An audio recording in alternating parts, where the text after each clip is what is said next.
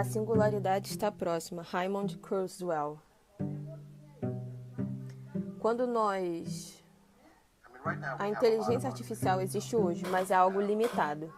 Sempre que mandamos um e-mail, que fazemos um eletrocardiograma, que pegamos o resultado de nossos exames, há sistemas inteligentes de detecção automática de fraudes de cartão de crédito, sistemas de computador que desenham produtos, robôs que montam produtos, sistemas de inventário just-in-time. Posso dar uma lista de 100 softwares que fazem em nível humano coisas que antes exigiam a inteligência humana. Mas isso ainda é algo limitado. Mas em 2029 não será mais limitado, terá todo o alcance da inteligência humana. Será uma combinação muito poderosa, porque poderemos combinar a sutileza e o poder do reconhecimento de padrões da inteligência humana com as capacidades que as máquinas já têm, maiores que as humanas. Elas podem se lembrar de bilhões de coisas, nós mal lembramos de alguns telefones. Com as máquinas, temos acesso a todo o conhecimento humano. O cérebro humano não pode encontrar tudo como o Google encontra, por exemplo. Então essa será uma combinação muito poderosa. A parte artificial da civilização homens-máquina crescerá exponencialmente.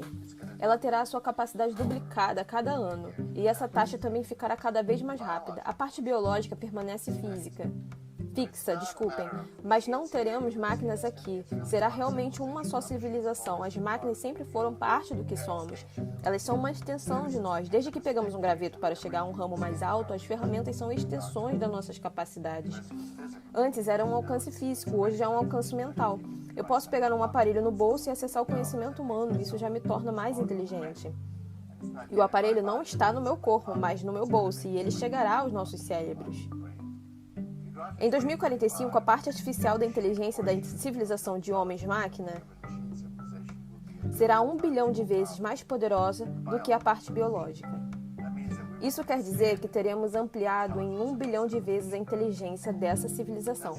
Isso é uma transformação tão profunda que a chamamos de singularidade. Jorge Pontual, é possível saber o que acontecerá depois disso? Cientista, é possível falar sobre alguns aspectos. Algumas coisas ficarão iguais, mas 1 bilhão de vezes ampliada. Nós já podemos ver uma ampliação enorme do conhecimento humano. Há 200 anos, uma pessoa era capaz de conhecer tudo sobre ciência, porque a ciência era apenas a ciência. Hoje, a ciência tem milhares de campos. Uma pessoa não consegue saber tudo nem sobre um desses campos. O conhecimento humano já sofreu um aumento súbito e vai continuar. E ele só pode continuar se ficarmos mais inteligentes, através da fusão com a inteligência artificial. Haverá um aumento súbito na ciência, na música, nas artes, em todas as coisas que o cérebro humano faz. O senhor fala sobre máquinas espirituais, a transcendência da inteligência artificial. Do que se trata? Diz o jornalista Jorge Pontual.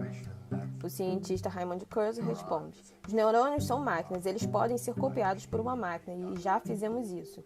E se um neurônio é uma máquina, 100 bilhões deles, que são o cérebro, são uma máquina complexa. Mas chegaremos a conseguir recriar isso também. Essas máquinas não irão apenas resolver problemas de lógica ou produzir conhecimento como fazem hoje. Na verdade, elas já nos superam em problemas matemáticos e de lógica. Mas elas terão inteligência emocional. Essa é a coisa mais impressionante que nós fazemos, na verdade. Não é que tenhamos um cérebro que resolva problemas e a inteligência emocional seja algo secundário. A inteligência emocional, como ser divertido, entender uma piada, expressar um sentimento, é a parte mais sofisticada da inteligência humana. É a coisa mais impressionante e complexa que fazemos, mas também acontece no cérebro humano.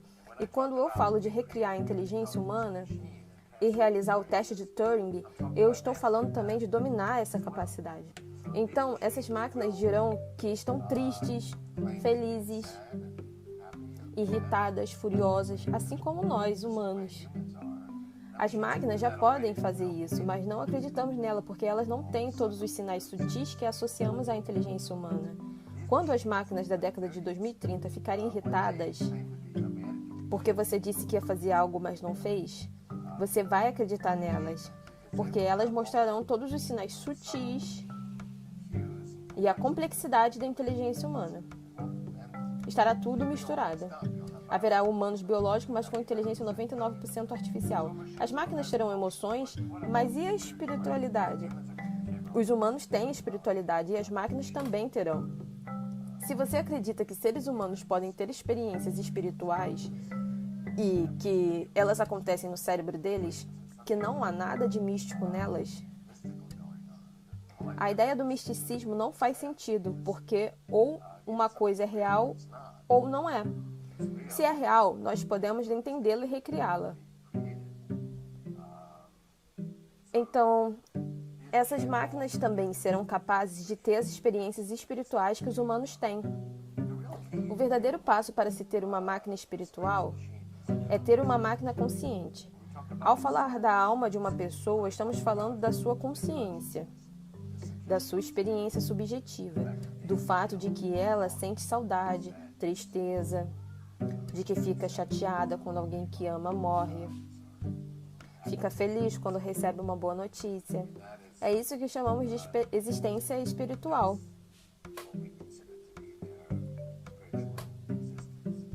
Então, filosoficamente falando, não podemos demonstrar cientificamente a consciência, porque ela não é um conceito científico. O sinônimo de consciência é subjetividade. O sinônimo de ciência é objetividade.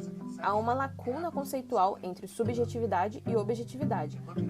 Nós podemos ver uma entidade, podemos examinar seu cérebro, ver como ele funciona, ver se ele aprende com os feedbacks como os humanos, se os métodos usados pelos cérebros são similares aos usados pelos humanos.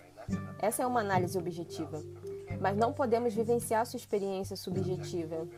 Não mais do que eu posso vivenciar sua experiência subjetiva. Então, quando uma máquina passar no teste de Turing, ela será considerada consciente. Explique o que é o teste de Turing. O teste de Turing foi criado por Alan Turing em 1950 para determinar se uma máquina opera em nível humano, e ele é válido ainda hoje. Você tem um juiz humano, há um certo debate a respeito do que é ser humano, mas esse juiz humano entrevista o computador e um outro ser humano através de linhas de teletipo. É uma espécie de mensagem instantânea. O juiz não pode ver o computador e o humano, e ele entrevista os dois sujeitos. Podem também ser 5 sujeitos. Faz diferentes perguntas, do tipo: qual foi o último filme que você viu? Qual foi a motivação principal do personagem? Após um dado período de tempo que não é fixo, algumas horas, se o juiz não for capaz de diferenciar entre máquinas e seres humanos, consideramos que a máquina passou no teste. Todos os anos são realizados testes de Turing entre seres humanos e computadores. E até agora, nenhum computador passou nos testes, mas todos eles recebem pontuações. E a dos humanos fica aqui em cima e a das máquinas aqui embaixo, mas a pontuação delas está subindo, a dos humanos está parada. A diferença entre eles está diminuindo de acordo com o teste. Se o computador conseguir enganar o juiz 30% das vezes, ele terá passado no teste. No último teste, ele enganou o juiz 25% das vezes. Eu acho que 30% é fácil demais. Eu acho que deveria ser 50% ou 60%, mas eles estão melhorando. E até 2029, acredito que eles irão passar no teste, porque nós realmente estaremos entendendo a inteligência humana e a inteligência artificial será indiferenciável da humana, mas não haverá uma invasão de máquinas para competir conosco. Iremos nos fundir a essa tecnologia e ficaremos mais inteligentes. Esse sempre foi o objetivo das nossas ferramentas. Há muita resistência. Você perguntou se basta o computador passar no teste de Turing para ser considerado consciente. Eu diria que sim. Filosoficamente, é nisso que acredito. Não é uma comprovação científica. Não existe comprovação científica da consciência de outra entidade. Minha previsão política e psicológica é a de que seres humanos biológicos irão acreditar que essas máquinas são conscientes e eles serão convencidos quando a máquina disser: estou feliz com isto, estou furioso por aquilo, eles irão acreditar que elas são conscientes. Assim como hoje, geralmente, não acreditamos quando um personagem de jogo, de computador, que é um programa de computador, diz: estou furioso. Nós ainda não acreditamos nele porque ele não tem a riqueza da personalidade. e a profundeza da compreensão linguística que os seres humanos têm. Essa lacuna irá desaparecer. Nós iremos acreditar que eles são conscientes e não haverá uma distinção clara. Isto é uma máquina, isto é um ser humano. A maioria dos humanos biológicos será aprimorada com inteligência artificial. E, por fim, predominará a inteligência artificial. O senhor escreveu que a Terra, com as tecnologias futuras, poderá abrigar 10 bilhões de pessoas. Mas, se nós nos tornarmos imortais, vamos parar de nos reproduzir? Nós podemos ser muito mais de 10 bilhões. Se analisarmos os recursos do que os humanos precisam, todos eles serão fornecidos por esse crescente exponencial das tecnologias de informação. Larry Page, um dos fundadores da Google, realizou um estudo para a Academia Nacional de Engenharia e Energia e verificamos que o uso da energia solar tem crescido muito. Ele tem dobrado a cada 2 anos nos últimos 20 anos, ou seja, já dobrou 10 vezes. Só faltam 8 duplicações para podermos suprir 100% da energia mundial. Alguém pode se perguntar, temos tanto sol assim, luz de sol? Nós temos 10 mil vezes mais. Basta captar 1 por 10 mil vezes para suprir nossa necessidade energética. E há planos muito variáveis de fazer isso nos próximos 20 anos. O mesmo vale para as novas tecnologias de água. Nós temos muita água, mas a maior parte é salgada ou poluída.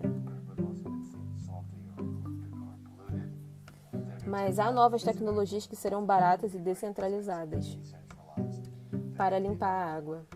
A máquina de Dean Cumming, hoje, com alguns aprimoramentos, por alguns bilhões de dólares, é capaz de suprir necessidades de água da África. Essas são as tecnologias novas. Há ainda tecnologias de alimentos que podem ser criados em fábricas, com clonagem in vitro de carne sem animais, cultivo hidropônico de plantas. Com o tempo, eles fornecerão alimentos orgânicos de qualidade, a custo muito baixo, por causa da tecnologia de informação. A nanotecnologia poderá criar produtos concretos, reorganizando fragmentos de moléculas a custo muito baixos. Assim, eu poderei lhe mandar por um e-mail um desenho, e você poderá usar a nanofábrica do seu computador para criar um painel solar, um módulo para uma casa, todas as diferentes coisas do que você precisar. As pessoas podem dizer, não há terra suficiente. Na verdade, há muita terra. Faça uma viagem de trem pelos Estados Unidos ou pela China, está tudo vazio. Nós podemos dar moradia às pessoas se tivermos dando tecnologia para criar casas eficientes, que abriguem várias pessoas. Então, e a população não vai crescer tão rápido. Ainda que eliminemos a taxa de mortalidade, o tempo que a população biológica levará para dobrar será de 10, 15 anos. Mas as tecnologias demoram 1 ano ou menos para dobrar de capacidade. Então, seremos mais do que capazes de lidar com isso. Nós conseguiremos lidar com o crescimento da população humana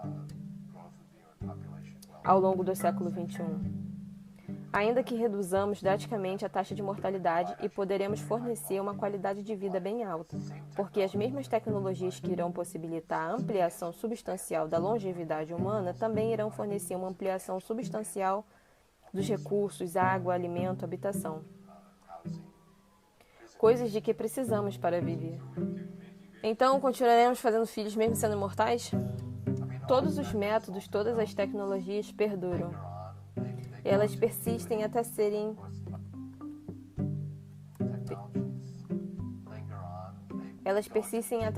antigas. Ainda temos carroças, máquinas de escrever, disco de vinil. As coisas não desaparecem instantaneamente. Nós teremos outras maneiras de nos reproduzir. E quanto ao sexo? Ele estará desvinculado da reprodução? Fale sobre o sexo no futuro, em especial o sexo virtual. Como é o sexo hoje? Ele só é feito para a reprodução? Mais de 99% das relações sexuais acontecem para ter intimidade. comunicação, pela relação, pelo prazer, por várias razões que não a reprodução. Nós já separamos a função biológica dessa função de comunicação, de sociabilidade e de prazer. Sim, mas descreva como ele será. Para começar, nós faremos sexo em ambientes virtuais. Já há muito sexo no Second Life, mas ele ainda existe um pouco de imaginação.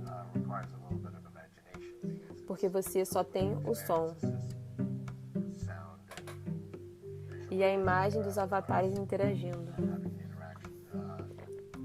No futuro, a realidade virtual será uma imersão completa. Você sentirá que seu corpo está em um ambiente virtual. E esse corpo pode ser seu ou pode ser um corpo virtual. Mas você ainda irá andar por aí. Haverá nanorobôs no seu cérebro. Eles irão aumentar sua inteligência, irão interagir com os neurônios, estarão na internet, mas também serão capazes de bloquear os sinais dos seus sentidos verdadeiros, vindos dos olhos, dos ouvidos, e substituir aqueles que seu cérebro receberia em um ambiente virtual. De modo que seu cérebro se sentirá naquele ambiente virtual. Você mexerá seu braço, mas será o braço virtual, não o real. E ele pode ser igual ao seu braço real ou diferente. E você então poderá atuar nesses ambientes virtuais. E haverá diferentes ambientes. Ao escolher um site diferente, você poderá estar andando na praia no Taj Mahal ou em ambientes imaginários que não existem na Terra. Ambientes fantasiosos.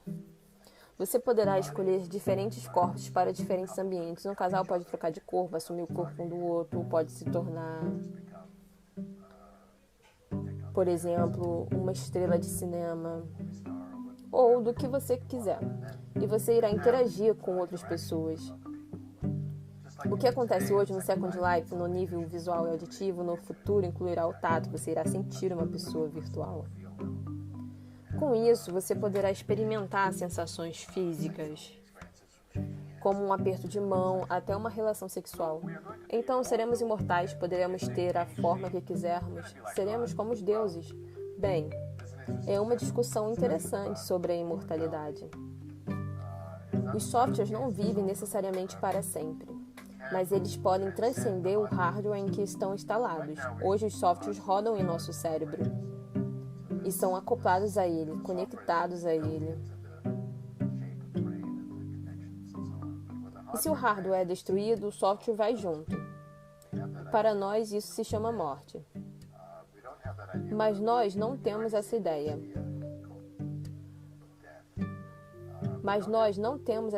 Com as máquinas. Nós vemos que o software tem uma vida autônoma à vida da máquina. Se você fizer um backup dele, poderá quebrar a máquina e recriar a personalidade dela instalando o software em outra.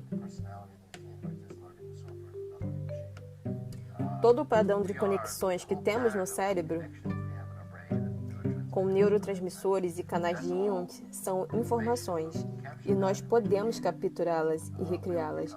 Nós seremos como os softwares de nossas máquinas hoje. E não morreremos necessariamente quando o hardware quebrar, como hoje. Mas isso não significa que sejamos imortais. Suponho que você esqueça como operar os programas de processamento de texto atuais e tenha que voltar 20 anos no tempo, quando se usava o WordStar. Não há cópias do WordStar, nenhum computador que o rode. Não há mais sistema operacional ou suporte para ele. Tente recriar esse software, ele está morto. Porque já esquecemos como ele é. A lição é, o software só sobrevive se for importante para você. O mesmo vale para a nossa vida hoje. Se as pessoas não se cuidam, não vivem muito tempo. E será literalmente assim.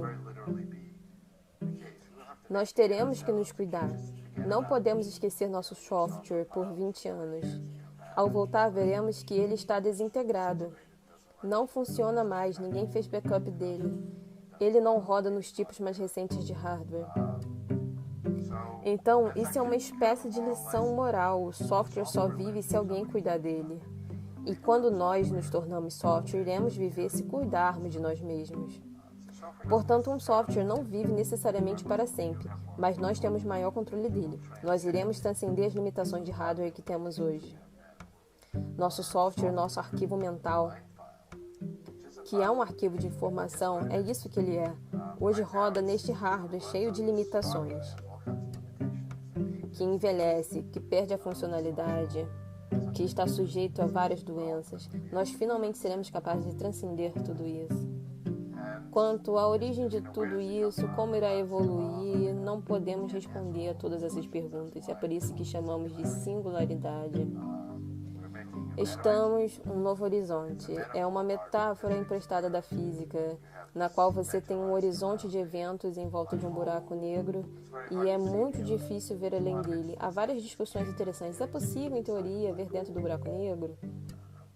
É uma discussão longa e complicada, mas a questão é que é muito difícil ver além do horizonte de eventos. É difícil ver além da singularidade, porque ela é tão diferente da realidade de hoje que é difícil enxergar. Mas eu acho que algumas das coisas que importam hoje continuarão as mesmas. A maior parte do que importa hoje para nós é a informação. Há 100 anos, a maioria das pessoas realizava trabalhos físicos. Hoje, a maioria realiza trabalhos mentais. Os jornalistas criam matérias jornalísticas, escrevem coisas, dão informações sobre produtos financeiros. A maioria das pessoas cria informações. E continuará sendo assim. O conhecimento humano está crescendo exponencialmente. Acho que ele duplica a cada 14 meses. Então, o conhecimento humano dobra a cada 14 anos.